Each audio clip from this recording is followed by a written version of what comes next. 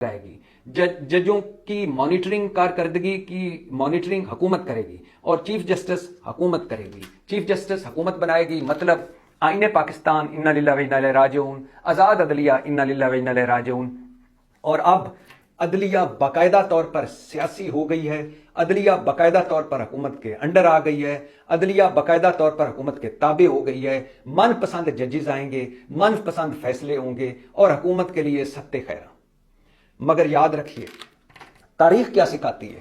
تاریخ یہ سکھاتی ہے کہ جب بھی جس نے بھی ذاتی مفاد کے لیے، اپنی ذات کے لیے قانون سازیاں کی، آئینی ترامیم کی، وہ اس کو بعد میں بھگتنا پڑی، اسی شکنجے میں وہ خود آیا.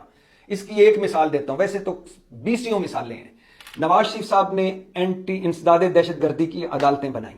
نواز شریف صاحب کو چودھری شجاعت نے اپنی کتاب میں لکھا ہے، سچ تو یہ ہے، یہ چودھری شجاعت کی کتاب ہے، آپ پڑھ لیجئے گا. اس میں لکھا ہے کہ جب چودھری شجاعت کہتے ہیں کہ جب نواز شریف، مجھے پتا چلا کہ نواز شریف حکومت انسداد دہشت گردی کی عدالتیں بنانے جا رہی ہے، تو تب میں گیا نواز شریف صاحب کے پاس اور میں نے انہیں کہا کہ یہ مت بنائیں. انہوں نے پوچھا کیوں؟ میں نے کہا کہ یہ ہماری عدالتیں پہلے سے موجود ہیں، اگر یہ آپ بنائیں گے، ہو سکتا ہے آپ عسکریت پسندوں کے خلاف، انتہا پسندوں کے خلاف، دہشت گردوں کے خلاف یہ عدالتیں بنائیں، مگر اس میں سیاست دان بھی، ان کو بھی بھگتنا پڑے گی یہ عدالتیں. اور اگر یہ آپ بنائیں گے تو عین ممکن ہے کسی نہ کسی دن ہم بھی اسی کے شکنجے میں آئیں. مگر چودھری شجاعت کہتے ہیں نواز شریف صاحب نے میری بات نہ مانی. اور پھر وقت بدلا، تھوڑا سا آگے وقت گزرا تو نواز شریف صاحب نے جنرل بٹ کو آرمی چیف بنا دیا جب پرویز مشرف سری لنکا سے واپس آ رہے تھے. اور پھر ماشاء اللہ لگا، اور پھر نواز شریف صاحب نے اسی انسداد دہشت گردی کی، وہی انسداد دہشت گردی کی عدالت بھگتی اور اسی انسداد دہشت گردی کی عدالت میں انہیں سزا ہوئی.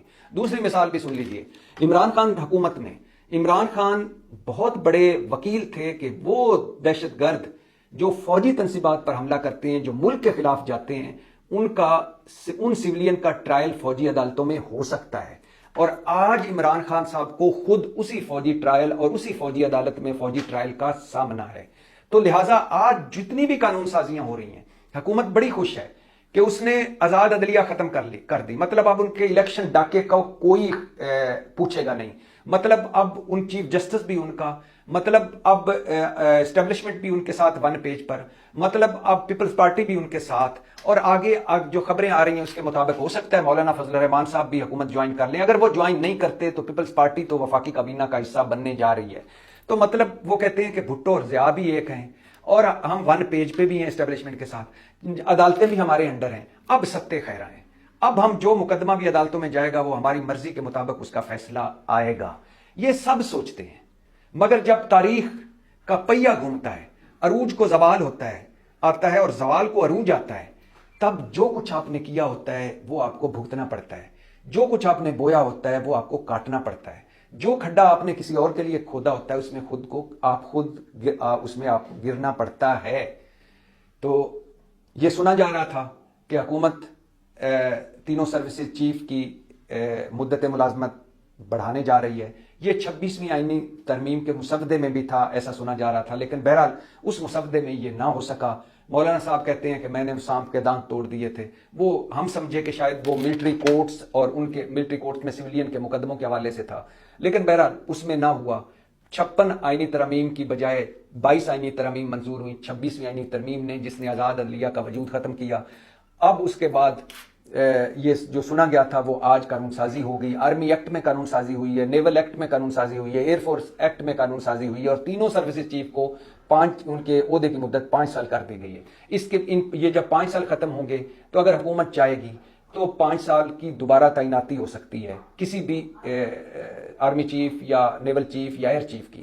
اور اس کے بعد جب 10 سال ہو جائیں گے تو حکومت ایک 5 سال کی اور ایکسٹینشن بھی دے سکتی ہے. مطلب 15 سال تک نیول چیف بھی رہ سکتا ہے، ایئر چیف بھی رہ سکتا ہے اور آرمی چیف بھی رہ سکتا ہے. اور سکندر سلطان راجہ کو بھی ایکسٹینشن ہو چکی ہے. اب چیف جسٹس بھی حکومت خود لگایا کرے گی. حکومت بہت خوش ہے. حکومت نے آج قومی اسمبلی میں بڑا ہنگامے ہوئے حکومت کے خلاف. شاہد خٹک اور اعظم نذیر تارڑ میں ہاتھا پائی ہوئی، نعرے بازی ہوئی، ایک دوسرے کو گالیاں دی گئیں، سارجنٹ اینڈ آرمز کو قومی اسمبلی میں طلب کیا گیا. ایک ہنگامہ خیز 40 منٹ. اور مجھے جو سب سے بڑا اعتراض ہے، جو بھی حکومت، جب وقت حکومت اقتدار میں ہوتی ہے اس کی مرضی ہوتی ہے کہ وہ جو قانون سازی کرے.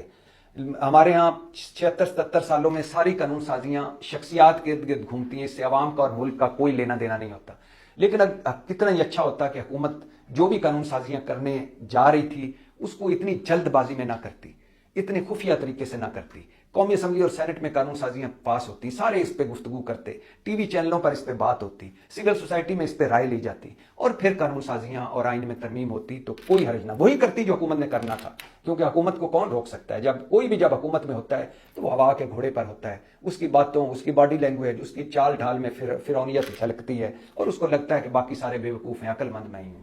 تو بہت ہنگامہ خیز دن رہا، بڑا اہم دن رہا، بڑا اہم دن نکلا یہ، اور بڑا تاریخ میں ایک یاد رکھا جانے والا دن نکلا پاکستان کی تاریخ میں. اس دن کو تاریخ کس طرح یاد کرے گی، کن لفظوں میں یاد کرے گی، یہ تاریخ طے کرے گی. لیکن آج کا دن 4 نومبر سوموار کا دن 2024 کا سال بڑا اہم، بڑا یادگار اور ہمیشہ یاد رکھا جانے والا دن رہے گا. اور آج وہ کچھ ہوا جس کی اتنی جلدی توقع نہیں تھی. یہ سب کچھ اتنی جلدی ہو جائے گا یہ وہم و گمان میں نہیں تھا. پاکستان زندہ.